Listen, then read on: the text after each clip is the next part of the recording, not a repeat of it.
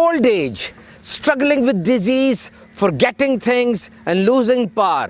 बुढ़ापा उम्र का वो हिस्सा होता है जब इंसान को चीज़ें भूलना शुरू हो जाती हैं, बीमारियां लग जाती हैं और अकल ज़ायल होना शुरू हो जाती है। क्या कोई ऐसा तरीका भी है कि उम्र ज़्यादा हो जाए लेकिन ऐसी कैफियत ना हो, दानाई बाकी रहे और लाचारी भी ना हो? इसे अर्ज़ल उम्र कहा जाता है। और वो तरीका क्या है? साथ रहिएगा, मैं भी आपसे अर्ज़ करता हूँ। वो कौन सा मुल्क है पूरी दुनिया में जहाँ सबसे ज़्यादा उम्र वाले अफराद मौजूद हैं? आयरलैंड, जर्मनी और नंबर 1 जापान।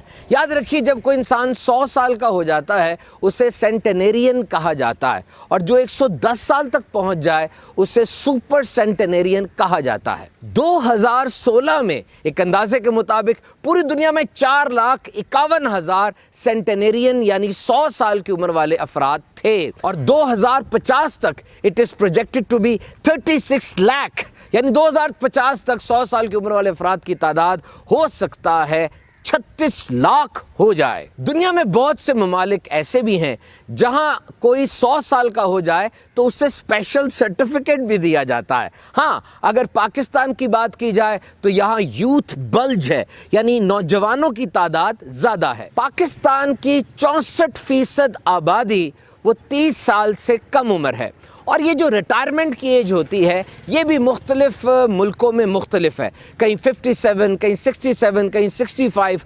और रिटायरमेंट का कॉन्सेप्ट भी यही है, lifestyle choices catches up on you, यानी सारी ज़िंदगी इंसान ने जो काम किए, तंबाकू नोशी की, खाने में बेएहतियाती की, आराम तलब अंदाज़े ज़िंदगी गुजारा, तो अब ये सारी बातों का उसकी सेहत पर असर होता है। इंसान की एनर्जी में कमी आ जाती है और वो किसी किस्म की कमाई, जिहाद और हज वगैरह के काबिल नहीं रहता। और जब रिटायरमेंट हो जाती है फिर पेंशन मिलती है। ये लातीनी ज़बान का लफ्ज़ है और इसका मतलब होता है पेमेंट।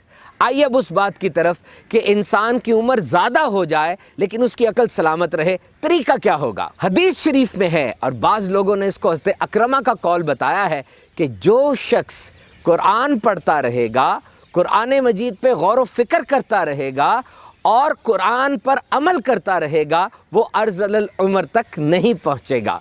तारीख़ इंसानी को अगर पढ़े तो हमें बड़े अजीब अजीब सलूक मिलते हैं जो बूढ़े अफराद से किए जाते थे। कोई शख्स बूढ़ी उम्र को पहुँच जाता, उसे जंगल में जाके छोड़ाते थे, और कई बूढ़े अफराद मिलकर किसी जगह पर जाके खुदकुशी कर लिया करते थे। लेकिन हमारा प्यारा दीन इस्लाम हमें ये सिखाता है कि बड़ी उम्र के अफराद के साथ इज्जत व एहतराम से पेश आया जाए। हदीस शरीफ में है कि एक शख्स ने दरबार रिसालत में आके अपने फ़क्र फाका की शिकायत की कि मुझे खाने की और पैसे की कमी है। मेरे आका सल्लल्लाहु ताला अलैहि वसल्लम ने इरशाद फरमाया, तुम ज़रूर किसी बूढ़े के आगे चले होगे, और ये इसी की नहुसत है।